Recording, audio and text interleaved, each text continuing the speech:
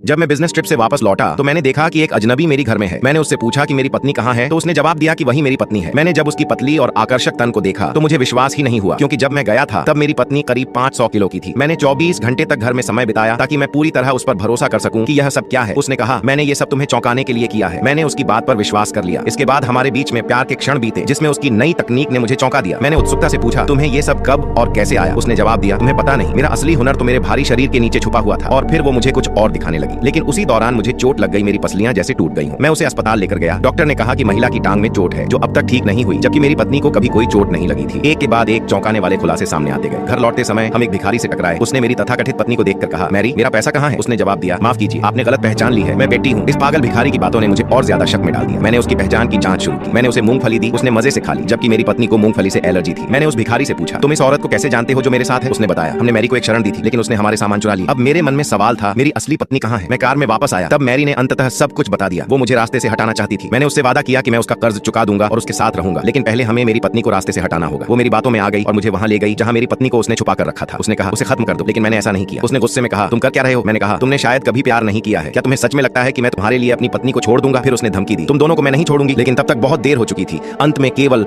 आह की चीख सुनाई देती है।